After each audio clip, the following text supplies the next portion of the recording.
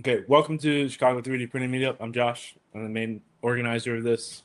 I've been running it for about a year now. I'm trying to make it to a bigger thing. We're only 3D Printing Meetup in Chicago. You can follow us on Instagram, and we have a Discord that you can keep in contact with us after.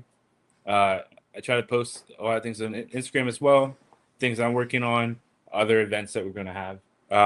We meet the last Wednesday of every month. It'll be here, so you're always welcome to come and check out the meetup.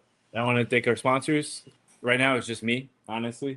Uh, I do a lot of freelance software design, mainly mobile apps and web applications, but I also do products. I just made this light for someone. It's like a beacon. Someone contracted me to make a flamethrower, which I thought was pretty cool. I'm sad that you can't see the videos, but if you want to help out, the biggest thing you could do is please give a talk. I can only talk about so much. I'm one guy.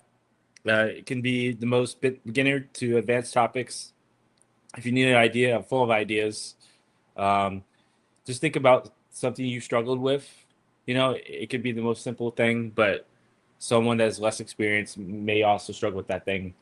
Um, and you just help them level up like 10 points. If your company would like to host or would like to help pay for pizza, that would be great.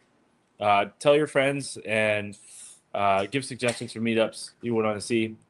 Really could use help. So volunteer or be a organizer and shape the future of this meetup. If this is your first meetup, here's some meetups I recommend. The Chicago JavaScript meetup is pretty big. A lot of people go to it. It's pretty consistent. I really like the Chippy meetup.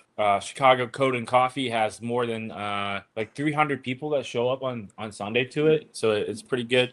You can get a list of all the events here that are happening throughout the tech scene in Chicago. I run 3 meetups. So I run a Chicago React Native meetup, which is mobile development. This meetup right here, which is 3D printing. And I run a meetup for founders that self-fund their businesses and are more like software engineers trying to become entrepreneurs. And that one meets quarterly at Pilot Brewing. I just want to give a chance. Is anyone hiring here? Bad economy, I guess. Anyone looking for a job? Okay, I guess me too. you know, so hopefully one day there's people that are hiring here. Uh, Anyone else running events or anything they want to promote? No. Okay, and then we can go on to our talk. I mean, main speaker, which is Vernice. Hi. So can you just turn on your mic and I'll switch over to you. Okay. Yeah, share your screen. Hi, my name is Vernice Riego, and I just graduated from Syracuse University back in May this year. I have 5 years experience with Rhino in the academic world and in the work world. So today I'm giving a talk on the basics of Rhino. This is the roadmap we're going to follow during this presentation. So we're going to look at what Rhino is. I'll give a little interface tour of the program. We'll look into some modeling methodologies and modeling philosophies. We'll give some important tools to know, basic tools to get started on modeling, some important tools to note for 3D printing and like exporting an STL file to a slicer. I'll touch on Grasshopper for a bit, conclude with some takeaways and tips on its relevancy to 3D printing. First, we're going to start with what Rhino is. So Rhino is a versatile 3D modeling program. It's known for its precision and its free-form 3D modeling with NURBS-based design. It's widely used in architecture and ideal for creating like 3D detailed print-ready model. Rhino 1.0 was launched in 1998 as an affordable, precise 3D modeling tool. It's especially strong in architecture, so this is what CAD was like back in the early 90s, late 80s, mostly used in concept design. It became strong in architecture, industrial design, and jewelry making. It became widely adopted for its flexibility, strong plugin ecosystems, and ability to handle complex geometries. So as you can see here, this is what the first Rhino 1.0 looked like back in 1998. Then it developed It developed its interface over time. Like, the current interface is very similar to its version 1.0 interface, but with time it integrates like more plugins, more tools for parametric and computational design look. So Rhino's evolved with features like Grasshopper, which I will touch later. It was introduced in Rhino 6, which is pretty recently. There's real-time rendering, V-Ray, Enscape, advanced scripting, and it has a high status as a computational and parametric design tool. Rhino's parametric design abilities is used to make really interesting architecture. So we have some of Studio Gang's work in Chicago, the Solstice on the Park, Aqua Tower, McCormick Center. These architecture firms typically use Rhino in the concept design phase, get really interesting forms. Fairly sure that Aqua Tower used Grasshopper to generate this form. Those are definitely Rhino diagrams on the bottom. That's how it's used in the architecture world. But in the 3D printing world, we have design businesses like Whoosh Design. They're based in Brooklyn, New York, that make these beautiful 3D printed lamps. Very interesting curvatures and designs, very interesting geometries. And then we have another business called Sheen Faces. They're based in Vienna. Awesome curvatures generated in Rhino to create like bulbous forms. Next, onto our interface tour. Rhino is a little overwhelming when you first open it. Lots of panels and icons, different tabs, but I broke it down into around 8 basic areas. So we'll first start off with the command history bar, which is command prompt and history bar, which is up here. It's under the title bar, so the basics of panels. So it's like where you open a file and, you know, edit your file. The command history and prompt bar is where you're able to type in different tools. You could command the program to call out different tools to use on an object, and you're also able to have a recording of your history of like what you did to manipulate the objects, which is really nice. If you have any favorite tools, you could keep note of that in your command history. You can keep track of your workflow. I use it a lot to see what tools that I use typically, and then I build my workflow off of that. So command prompt and history is a great way to start understanding how you work. There's different panels. So in the general panels area, different tabs that denote like the most important panels that I'd like to know are the layers, named views, display properties, and properties. Creative programs, you have layers to separate different objects, lines, etc. in a digital space. So if I had a group of objects under one layer and I wanted to select those group of objects, but not group of objects in another layer, I can easily select the first group of objects without touching the second group of objects. You could lock certain groups or layers, you could hide them, you could give them a color. So all of the layers is for organization purposes, to keep things neat and tidy. In the named views panel, you could save certain views of your model. So let's say you're working on a small little detail on an object, your 3D object. There's adjustments you need to make, but it's so small, so you have to like zoom in to that specific area every time. So this named views helps you get to that area quickly as long as you save it. Or if you like a certain view of that object and want to capture it, this is a great panel for you. So display properties and properties is very similar. Display properties essentially changes like viewport settings, which I will touch on in a second, and then properties also changes properties of the viewport and properties of the object that you select. So you could see like the object's width and height, the dimensions. In a viewport, you could adjust the camera angle, so like you could get a wider like like fisheye kind of view, or if you could get like a more narrow view. So I suggest playing around with display properties and properties to get a preferred 3D modeling view. So those are all panels, and to access all those panels that I mentioned before should be default, but like if you have specific panels you want to access and have on your screen, you could go to that top toolbar and then click the different panels that you want displayed and add them to your like general toolbar area. So this is how you access like all those different panels. So you could go into lighting, you could go to rendering. I have mesh repair. Mesh repair isn't default, but that will be important. I'll explain later. And then viewports are how you view your object. When you first open Rhino, you have 4 viewports. This is default, and then you could maximize a viewport by double clicking on its name, and you have something like this.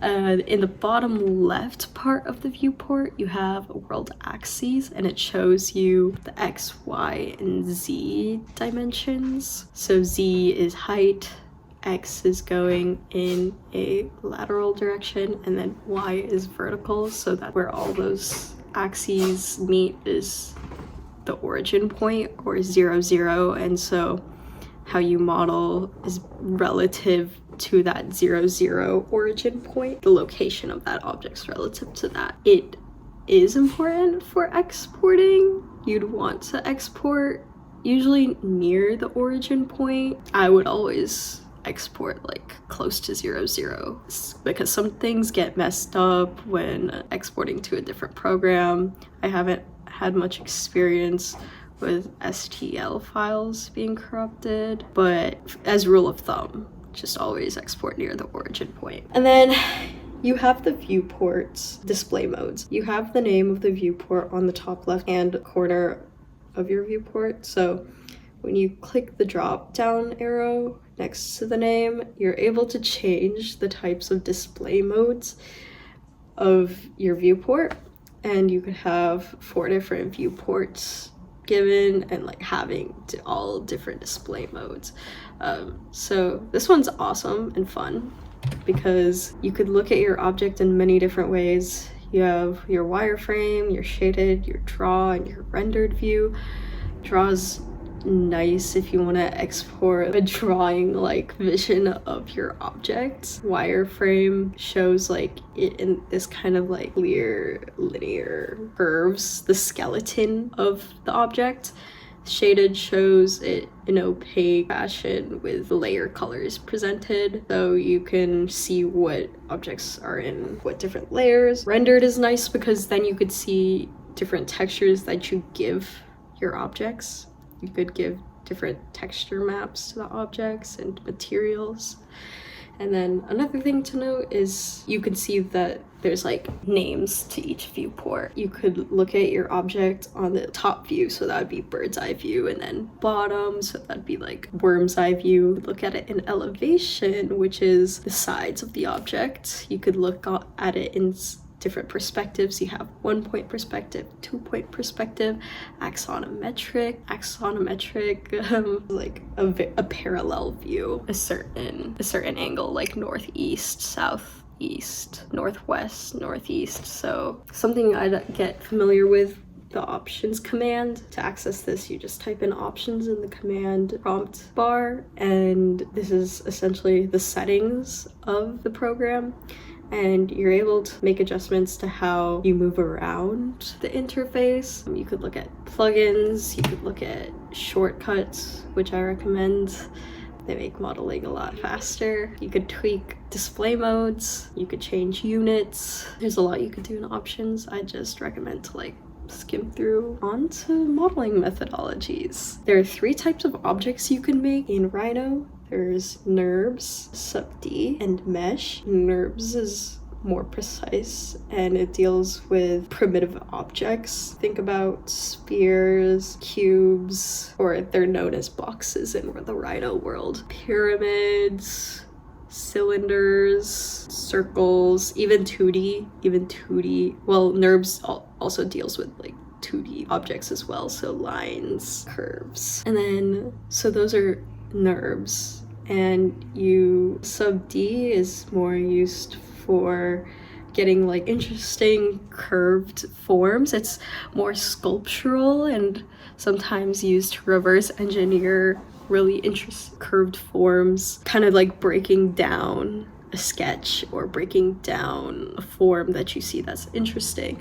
I'll explain sub D a little bit later. It's a really fun tool. It's a recent tool that came out during Rhino 7, and they're adding more and more tools in Rhino 8. There's two ways you can look at a sub D object, and the first is in its flat views. Top picture here, flat view. Flat views mostly used for like precision of the points, of the control points. The smooth view, which is what the object actually looks like in the digital space. Flat view really just helps with modeling certain points. And then mesh, for 3D modeling, mesh, you really don't want to manipulate this object. Mesh is like the final export of the object. It's like baking the object as is, just mainly used to like transfer data from Rhino to another program. So these are the 3 types of objects you make in Rhino, and I will go into the philosophy of like NURBS design based off of 2D and 3D principles. So as you probably know in art classes in school, you know that there's a point. So you have a point, and then if you extrude that point, you get a line. You extrude that line, you get a plane. You extrude that plane, you get this 3D volume. And essentially Rhino operates on that same principle in NURBS design. So you have points, you have curves, surfaces, and volumes. And something to know about curves and volumes is that you want to know the properties of that curve. As I've labeled here, they have a closed curve and an open curve. They have a closed volume and an open volume. And it's important to note that because that ultimately changes the behavior of how object is manipulated. You'll probably figure that once you start playing around in Rhino, knowing like the properties of that volume or curve is important. So how do you manipulate? So as I said, there's points, there's curves, there's surfaces, volumes. To control a curve, you have control points, and these points you're able to move them around. And then same with surfaces, you have control points. You can move those control points up and down in the XYZ directions to manipulate the surface. You could also, with surfaces, control edges, which are like made of curves, essentially. So curves use control points, surfaces use control points and edges or curves. And then volumes, you use also both curves and control points in the 3D space. You could see me manipulating edges to get like an interesting tapered edge to this volume. And then I talked about sub D for a bit earlier. We have the flat view, and then we have the smooth view. Yes, you get like these awesome interesting curves, and the resolution of your object and like how the curve is assembled is based on how many curves and control points the object has. Same with NURBS actually. It's really based on how many of those isoframe curves you have. So when I talk about isoframe, it's these lines right here. The more lines you have, the more precise you could be with the curves. But then at the same time, you don't want too many because it could get like very wonky. The thing with sub D is that you want to have 4 sides to each face in sub D. So you could see these are all faces, right? And all of them have 4 sides. If you have more or less than 4 sides, it will be difficult to manipulate and the resolution won't be as precise. It might fail even in mesh when you turn it into a mesh. So I just recommend 4-sided faces on sub Ds all the time. This is a really fun tool. Once you master NURBS, or like how to manipulate NURBS, it's really easy to get into designing with sub D because essentially it uses the same principles, edges or curves, and control points to move different parts of your object around. Moving on to important tools or basic tools to know when first starting, you have your primitives. So I talked about the primitives earlier. We have cylinders, tubes, cones, pyramids. I would start like playing with primitives first and starting to understand like how to move control points and how to move edges around with these shapes. And then after like understanding how to move those around, you can move on to like Boolean operations, which are my favorite. Boolean operations essentially like operates on principles of math. So we have two objects right here denoted in different colors, purple and blue. And what Boolean does is it takes those objects and like creates form through them. So we have Boolean intersection where it takes only like the shape, that the geometry where those two objects intersect. So it's like A and B. And then Boolean is adding those objects and making them one. So you have A plus B. So like you see that corner right there from the purple is not visible on the Boolean union. Boolean difference takes an object out, like a chunk out of using that geometry of B. So it's like subtracting. Like playing with these primitives, move on to two different objects and start like messing around using Boolean operations. Here's some of my favorite commands to play around with, or that I use actually very often. It's important to know how to extrude. So you could make a plane from a curve, or you could make a plane from, or a volume from a plane. Offsetting a surface to get a thickness, that's really important for 3D printing. So you have offset surface, you get this really nice like filleted edge depending on how you offset it. Scaling is important. If you want to scale it in one direction, there's scale 1D. There's also scale 2D. Splitting objects. If you want to take an object and like open it up, you could split it. Ooh, I was talking about control points earlier. Yes, so like to get those control points visible, you want to type in the command points on. So then you could see those control points and start manipulating that. With primitives, especially like boxes, sometimes you want to curve a corner. So we have fillet edge. For like bulbous shapes like vases and lamps, I use loft a lot. You take like different shapes and then they loft into one uniform shape. But yeah, these are some tools to play around with when first starting. On to tools for 3D printing.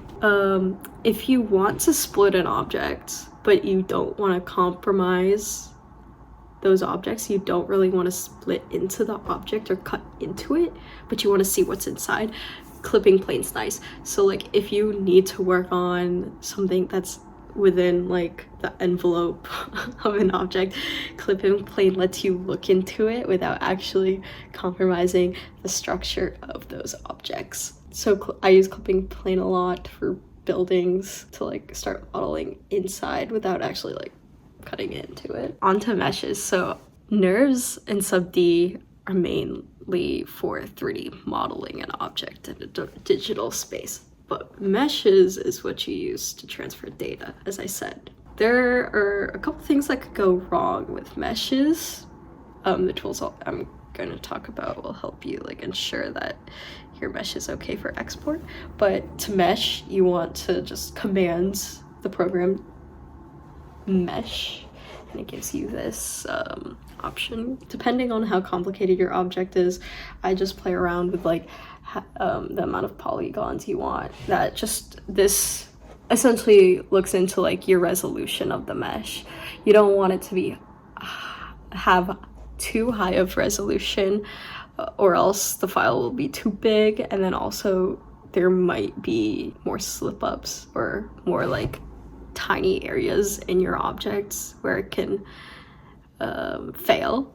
But you don't want it to be too small because it could also fail. You want a good in between, but as I said, it's like on how detailed your model is. I go start middle to be safe, have like middle amount, like few or average amount of polygons, and the adaptive subdivision is like around this area.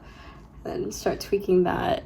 And then to check if your mesh is good, I use this mesh repair. I have it in my panels bar, my general panels bar.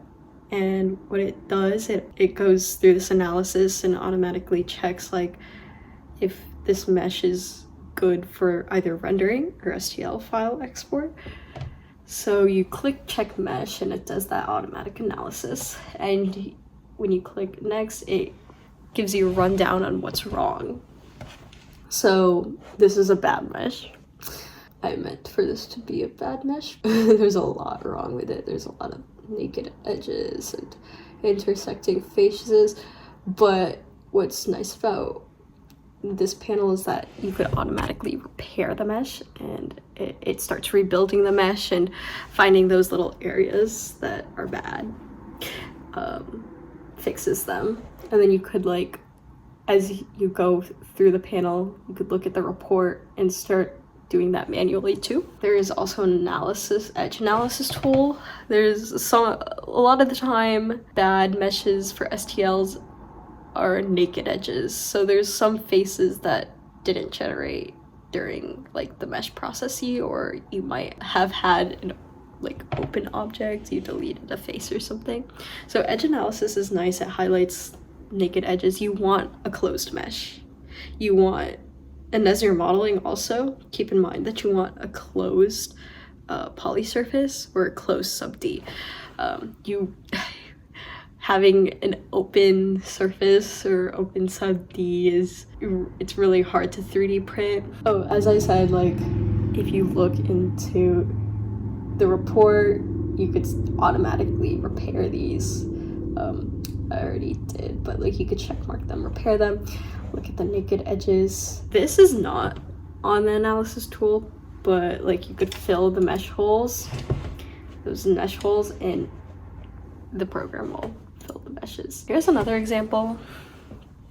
If the mesh is very wonky, as you can see, there's like concentrated areas where there's like extreme resolution and then pretty nice resolution in the middle.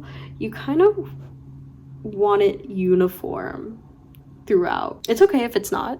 I just prefer it that way. It's nice to have a uniform object, and it helps with like precision with the 3D printer. But to get this like uniform mesh, and also one thing to note, if you want to manipulate a mesh, I would change it into a sub-D, but to change it to a sub-D, you want, like, as I said, all the faces to be 4 sides. So quad remesh is a really good tool to use to get like a uniform mesh, and then 2, if you want to turn it to a sub-D, you want to quad remesh it. So then this is a before, and this is an after. It cleaned it up a lot. And this is a nicer mesh to like analyze when you're using mesh repair. This is what the mesh repair tool shows, and this is the report that it output. You don't want to export a mesh that says these words. Just look for these keywords. It doesn't matter if it says like, oh, if the ultimate goal is rendering or Boolean purposes. That doesn't matter. It'd still be okay to use, but if it says if the ultimate goal is STL, you can't really use it unless you go into like a different advanced repair program, which I will talk about later. You want to get something like this.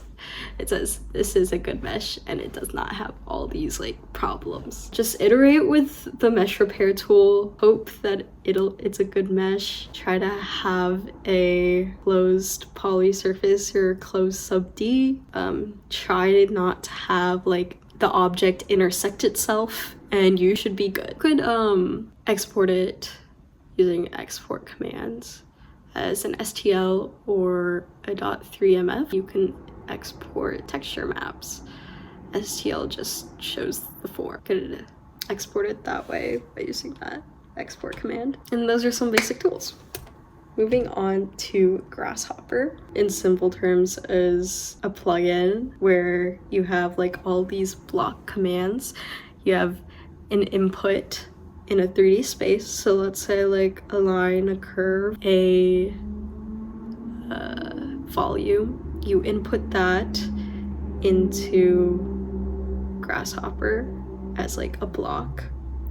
You input that into like a command, a block command, and then you get an output. The block command manipulates it in a certain way, and sometimes you have sliders that control the manipulation, the level of manipulation. So this is used a lot in parametric design. But this is what it looks like when you open up Grasshopper. There's this great website called Food for Rhino that has a ton of free plugins to look at. Grasshopper does so much. It does like energy analysis, like climate analysis, light analysis. It does like, you could input your own Python code. There's just so many plugins to play around that lots of people have generously given Food for Rhino last couple years. And then I used Grasshopper in my thesis research. It's a really simple script. There are lots of scripts out there that are huge. You can't even see the words, like you have to zoom out so much. As I said, you have like parameters and sliders you can move around to adjust certain points. And then you have an input. This evaluation takes one of these equations that I was experimenting with and creates these different shapes. These are called triply periodic minimal surfaces, and essentially I was just adjusting the porosity and the dimensions of the unit based off of like this ISO value command. So I was just adjusting this parameter to get different iterations. And I use Grasshopper if I have like, I want to iterate really quickly. Like this script probably took me less than a day to really figure it out. It honestly could just take me a couple hours. These iterations would have taken me probably several days, maybe 2 weeks to make this many if I were modeling it by hand. So it's really nice to make like super quick iterations, and like for studies, I love Grasshopper.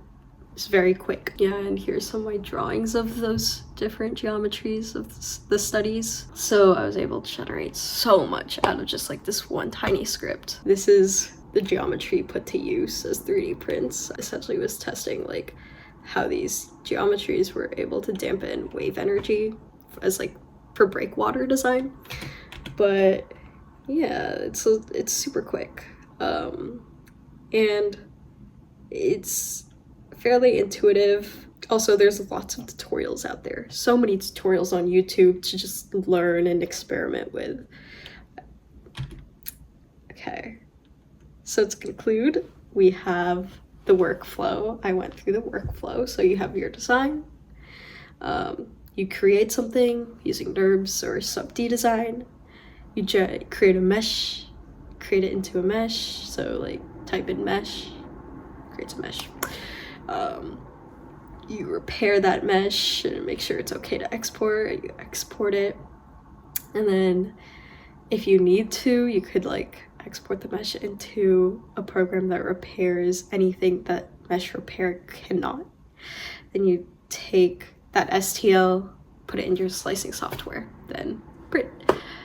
And then some design considerations to make when you're designing in sub-D or NURBS is that you thinking about the thickness and like how it meets up with printing capabilities. A tool that's nice to use is distance, so you could really measure the thickness or dimensions. Understand that like Rhino does not like keep in mind structure like it or gravity. It's like all free form. So keep in mind that like it doesn't know like that a 3D printer can't handle this one curve that goes beyond 45 degrees. And then also like please have a closed polysurface or sub-D. You want a closed mesh. And then not lastly, so mesh quality is everything. So like, yes, to reiterate, you want your mesh quality to be good. You want a good mesh so you could have precise prints, but you want it to be, say, good mesh. And if not, you have like different tools outside of Rhino to help with that. I personally have used Magix I've only had access to Magix, but there are so many like free mesh repairs out there, like Microsoft 3D Builder, Blender with some plugins, Mesh Mixer, NetFab. So yeah, and thank you so much for attending this talk or listening, and here's my contact info. All right, hopefully you guys get into Rhino soon. Thank you for attending this talk on Rhino 3D. If you're interested in attending one of our meetups and live in the Chicago area, please check us out on our meetup page. Just search for Chicago 3D Printing Meetup Group and you should be able to find us. New videos will be uploaded to this channel every time we have a speaker. So please subscribe to get notifications on our other talks and events happening with the meetup.